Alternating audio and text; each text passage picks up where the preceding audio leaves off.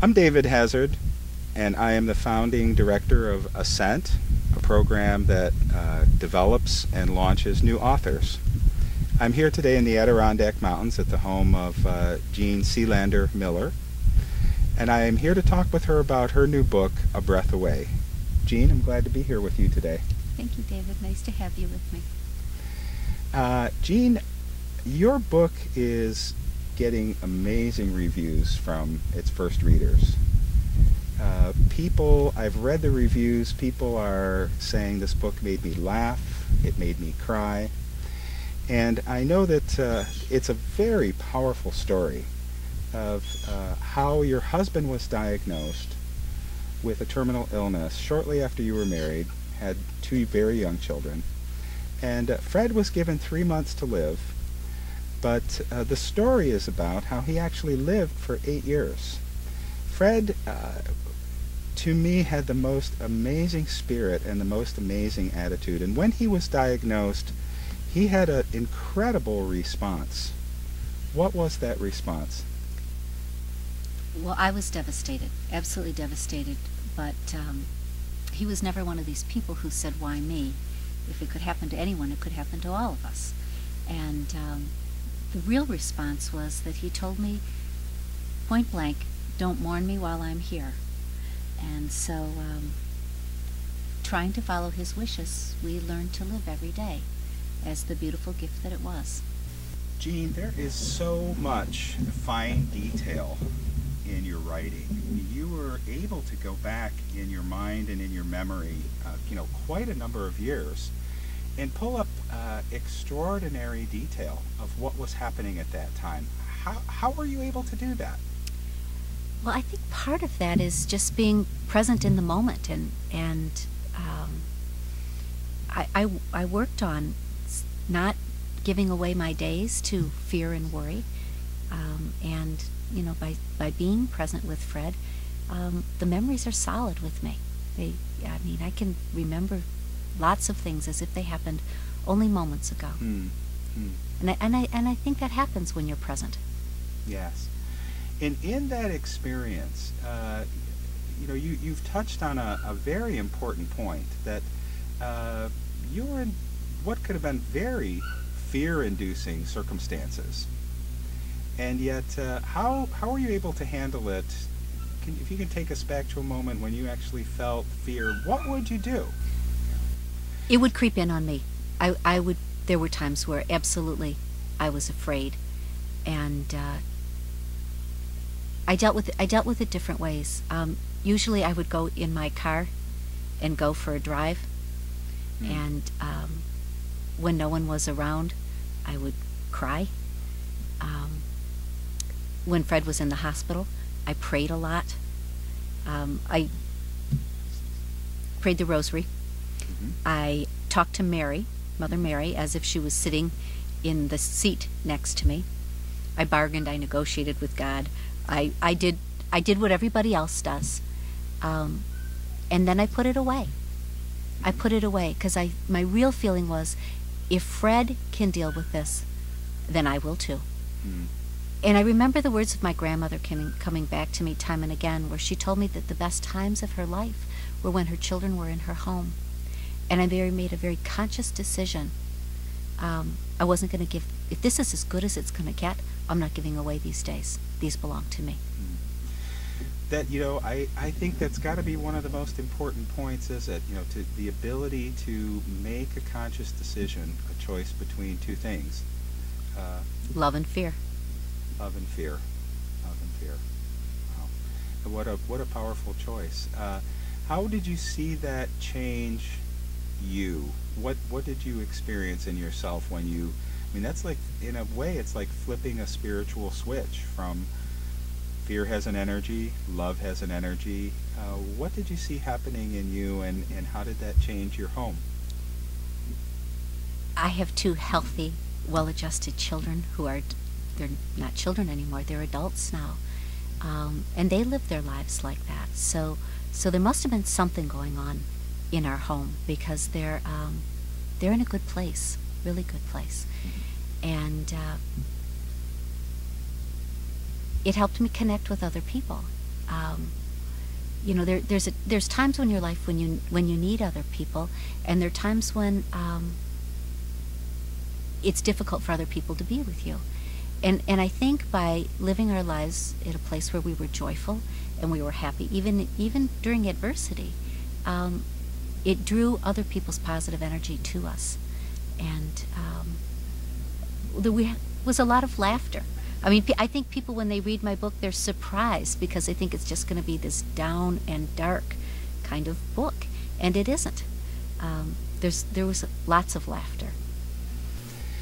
Tell me some of the things that you did in the 8 years that you wound up having Fred rather than the 3 months. What were some of the things that you and your family did to live every day in that time period?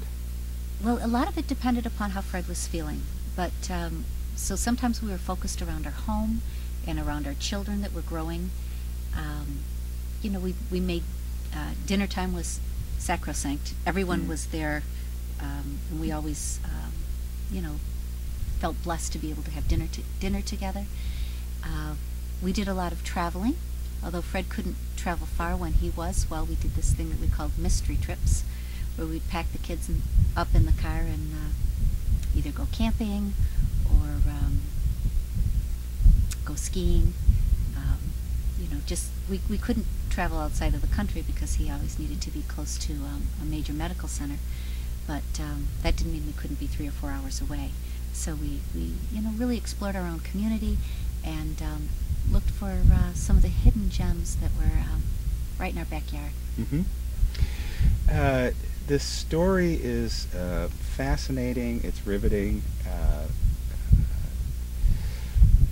One of the very fine threads that begins at the start of your book and runs the whole way through it is a beautiful, warm, bright thread of spirituality.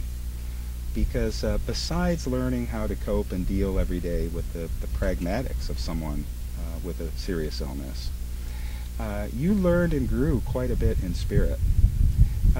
What would you say, if you could characterize one of the greatest lessons that you learned in spirit? What was that lesson?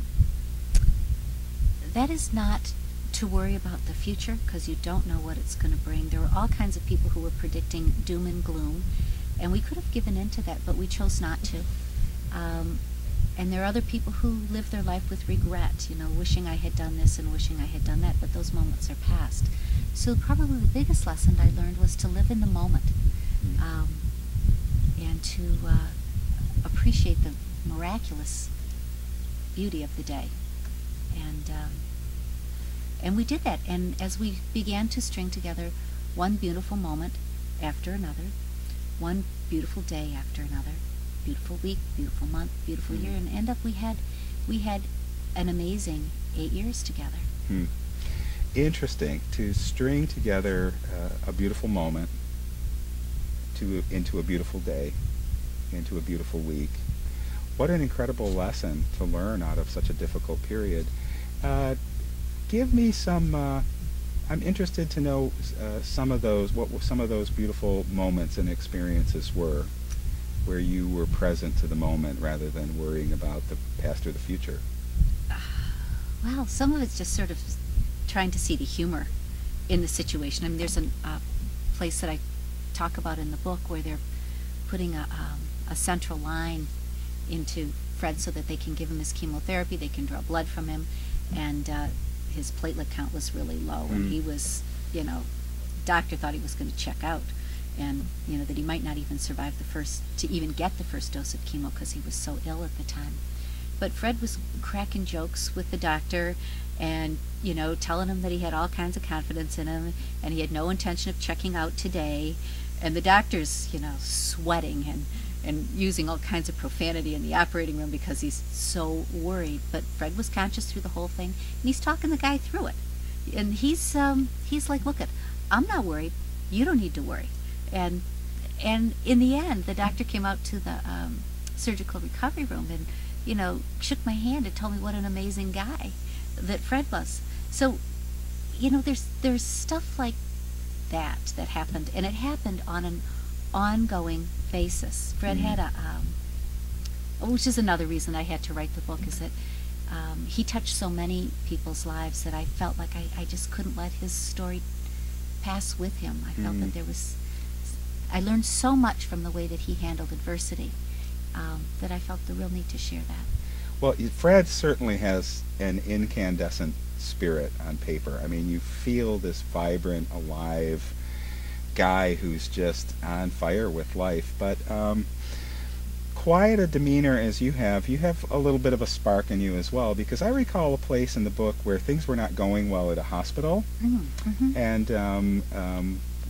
justifiably so, you were beginning to feel a little bit of fire about the situation when Fred was not getting attention that he really needed. Do you mind telling me about that? Well, we had come back from the Mayo Clinic, and the diagnosis was confirmed, so it was early in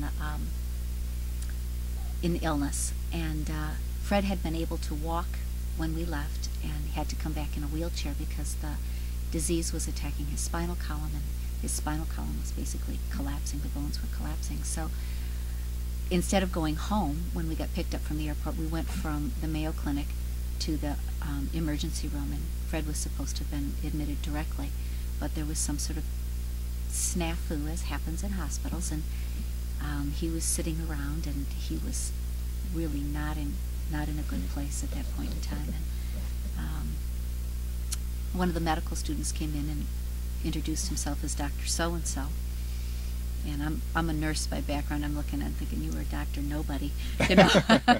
Medical student Joe. Soon to be doctor. Yes, yeah. But anyway, he started to do a neurological exam on my husband, who could no longer walk, but he neglected to take his shoes off, and basically you can't do that because you can't tell what's intact and what isn't intact. So anyway, I threw him out. And I went, you? Yeah. I threw him out, and I went and paged the doctor on the doctor's only phone, paged him overhead, and post haste he was in his room, tucked away safely for the night. But the legends live on about not to mess with me, because I have a long fuse, but when it gets close to the keg, you better watch out. Well, the other thing that stands out to me relating to the title of the book is how you and Fred both grew in awareness of the, let's say, the other world that exists right beside us, just beyond the veil, if you will. I think you even use that term in the book. Right. And there were some very interesting moments. I think early on in the book you related an incident about at the time of the death of your grandmother. Tell me about that again. It was a fascinating experience. Well, she had been moved to a nursing home. She was 87 years old because she had a brain tumor. And there were days that I would visit her and she was confused, which was, some 87-year-olds spend lots of time confused, but my grandmother had not. And so it was really hard to see her that way. But the last time that I saw her, she was clear, absolutely clear thinking. We talked about my sister, we talked about my dad, we talked about her day, and she was sitting up in bed and she was as clear thinking as she has always been. And at that point in time, she turned her head and she looked up to the corner of the room, and she was speaking to someone that I could not see. And she made the introduction because it was someone I had never met. Really? And it was her Aunt Blanche. And she introduced me as Jeanne Marie, her granddaughter, Richard's daughter, and she wanted Blanche to know me and meet me because Blanche was saying things to her that she had never met me before. Apparently that was the gist of the conversation. And it lasted only a short period of time, but Graham was smiling and Graham was at peace. Absolutely not frightened, but I was thinking, what is going on here? It was only later that I really put it together, because within a few days Graham had died. And what I believe had happened at that time was that Blanche was coming to help her cross over. You have mentioned that you've heard from readers who have read that part of your book and have written with some pretty strong responses to that part. What have readers been telling you? That they too have had similar experiences. That they have. One woman was with her sister, and her older sister came to help her pass over.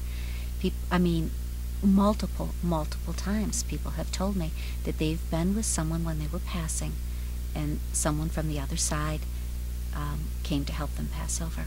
And it was sort of like my experience with Graham. There was full acknowledgement on the face of the person who was passing, and there was no fear. There was no fear at all. Just joy. And how did that influence or affect your conversation with Fred during the time of his illness? How did that influence your conversation about life here, life there? Well, Fred was always an incredibly spiritual guy. You know, I say in the book he was a religion major when he was in college, but he always used to joke that it's because he didn't have to take math and science. But the reality was that he's a spiritual guy. He was, and we'd had lots of conversations about spirituality before he got sick, and certainly after he was sick. And what happened with Graham, I think, was a comfort to him, but not unexpected. Later on in the book, of course, we encounter the time of Fred's death. What struck me reading it was how, in some ways, remarkably similar it was to the experience at the time of your grandmother's passing. What did you walk through in those last hours or that last moment of Fred's passing? Fred was conscious and clear thinking, and he was doing a little dance that he used to do for the children, although he couldn't move from the chair. He was sitting up in a chair, and he was doing the turkey. I didn't know what he was doing, but the kids are like, "Dad's doing the turkey neck dance." They knew instantly, and he broke out into a big smile. Mm-hmm. And so it was bright. It was bright. It was very bright. Yeah, it was bright, and we were all, his brother and sister and our brother-in-law and the kids and I were all sitting at Fred's feet, sitting surrounding him in our family room. And then Fred turned his face and started talking and smiling to people who were not in the room. Clearly people were talking to him. And I got the impression it was more than one person this time, but he was not afraid. He was very, very bright. And he turned his face back to us and smiled and told each of us how much he loved us. And he couldn't speak at that time, so the words were on his lips, because he was so short of breath at that time. And then he turned back to the people who were in the room that we couldn't see, the spirits that were in the room that we couldn't see, and said, "Power up.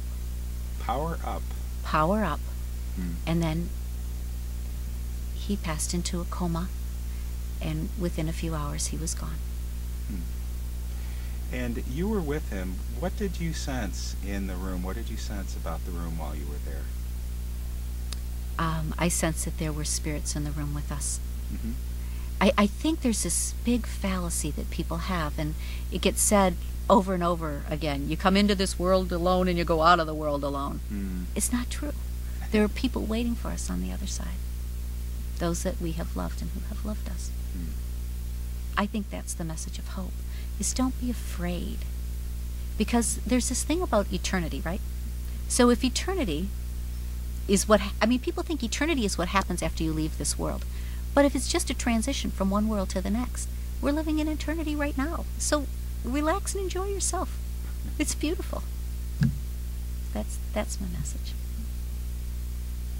That brings up an interesting point for me, because I think when people are brave, as you were brave to write about the struggle with the illness, and also brave to bring out spiritual experiences, people seem to step out of the woodwork and to say, I've never told anybody this. So in your thinking, why is it? Why in our culture do you think we're so reticent to talk about spiritual experiences? I think in this world we live in a very material world. If we can't put our hands on it, it doesn't exist. And, not everything is scientifically verifiable today. That doesn't mean that we won't be able to verify it later as our knowledge base grows, but I think we deal in a world where you know, we only think what's real is what we can see, feel, touch, and smell, and I think there's a whole lot more going on than that. Do you think, do you have any sense that things might be shifting? That, I mean, I'm thinking about, you know, I'm part of the baby boom generation as you are, and I'm thinking, you know, as we age, you know, we went through the let's leave behind the spiritualities we grew up with, let's go out and have success in this world, own what we want to own, travel where we want to travel. And now as we're starting to age a bit, do you think there's more of an awakening in our generation? And well, I in think the a lot of culture? people thought that owning the big house and the boats and the cars and the trips to Europe and all of that would be enough for them. And I think they're finding that it doesn't really fill that empty space. It doesn't fill spirit. You can't fill spirit with material things. And so that brings me to another question for you, because we worked together on your first book, A Breath Away, and you have just finished a second book in which you moved even more into a spiritual awakening, a book that you're calling A Million Miles from Home. Right. And after Fred passed, you had a second marriage. Yes. It was a bit difficult, shall we say? To say the least. To say the least, and Yes. tumultuous. You, having had some strong spiritual experiences, actually passed through a time that was a bit dark again in your life. Right. Could you tell us something about that period of your life, just in general? What were some of the difficult threads that you had to deal with during that time?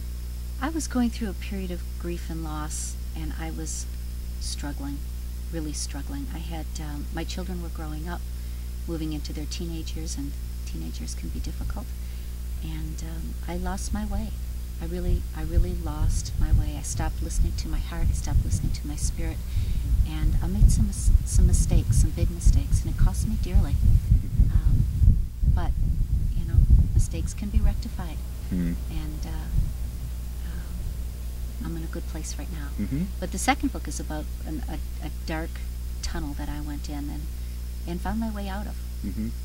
Well, as you know, as we've alluded here, it was a difficult time, a difficult marriage, but you also experienced some physical injury, illness. What happened to you during that period? Well, I call it the trifecta. Not the good one, not the good trifecta. No, it was the trifecta. Yeah, I had a horseback riding accident, and I fell and broke my pelvis. And while I was on 8 weeks of bed rest, I was diagnosed with uterine cancer. Oh, and good heavens. And within 5 months, I was getting divorced. So in the second book, A Million Miles from Home, I call it Gifts to Help Me See. And sometimes the tough stuff in our life is there for a purpose. I was off track, and I needed to take a good long look at my life.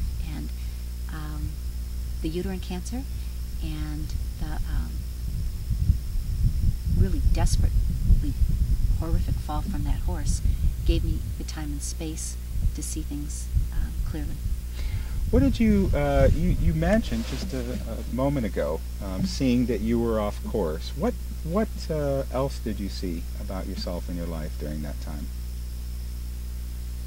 I saw that I was trying to fill the emotional hole in my heart with stuff.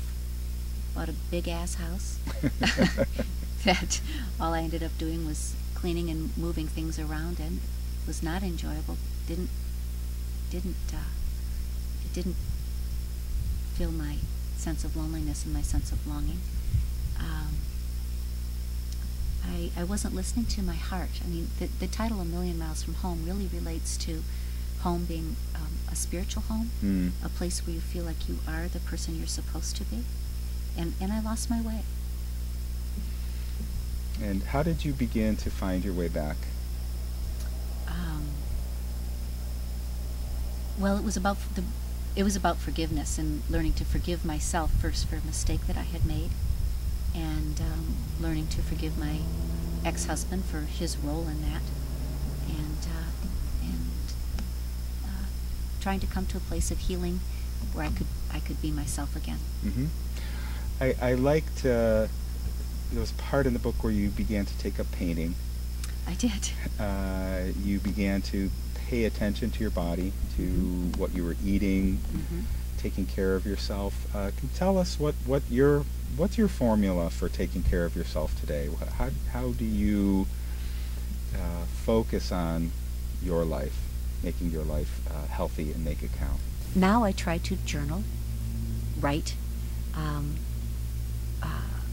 I meditate. I practice yoga.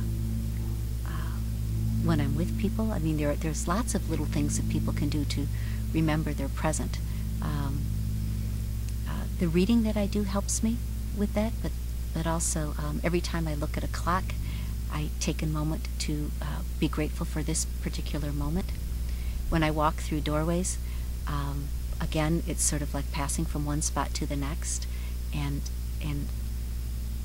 it's an exercise that I use to remember to be present as I move through a doorway. There's sort of little just reminders that bring me back to the present moment. You have been trained as a yoga instructor. I believe you completed, was it a 200-hour? 200-hour certification at Kripalu. Yes. And what have you learned from your study of yoga and meditation that you bring into your daily life? I've learned to quiet my mind. It's not always, but I try. When I hear this chatter going on and on and on, I try to let go of it. The breathing is really helpful to me. This conscious breathing. We always come back to our breath in yoga. We learn that the breath leads before the movement, and so that helps you stay grounded and keep your head where your feet are. I started to move inward and listen to my heart, listen to my spirit, and that has been unbelievably healing for me. I moved and left behind a different lifestyle.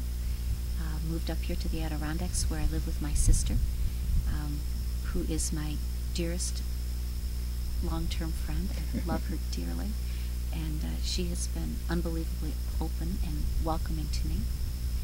I started a business with my sister's Bistro, where we serve healthy, organic, locally grown food. Locally grown, right out behind the bistro. Yes, I have a huge garden, and I spend a lot of time. I always tell people it's cheaper than therapy and much more effective, at least for me. I'm out there digging in the dirt and playing with the plants, and I've made a new home for myself, and I'm in a place that feels good, a good place to be me. So it sounds like what you're saying is you began to embrace things that really were what you wanted to do with your life, rather than what the culture dictated or what even someone you were in relationship with dictated. Right. You began to make choices that were healthy for you. That's right. And they're going to be different choices for different people. But I think that's where listening to your own heart and your own spirit comes in. And I think that requires some time and space to be quiet, to sort of tune down the internal chatter as well as the external chatter with other people who are telling you what's right for you, because they don't know. Thank you, Jeanne. You have written 2 brilliant books. I think the reader response is the measure of how well you've done. You have people writing to you who've bought the book on Amazon, people who are buying it at your book signings, who are sending you emails saying, this book is powerful and moving, thank you for writing it. People who have read it in tears, people who have laughed at the humor, people who are coming back to buy multiple copies of the book. So that's the measure of you set out with a very strong intention to share your heart, and it seems to me you've accomplished that. So congratulations on a job, very difficult writing experience to write through some painful events. and you've been very successful at it. Thank you. I hope it brings a measure of comfort and encouragement to people. Great. Thank you so much. I'm David Hazard. I am the founding director of Ascent, a preparatory school to help launch new authors. And you can find us on the web at www.itsyourlifebethere.com.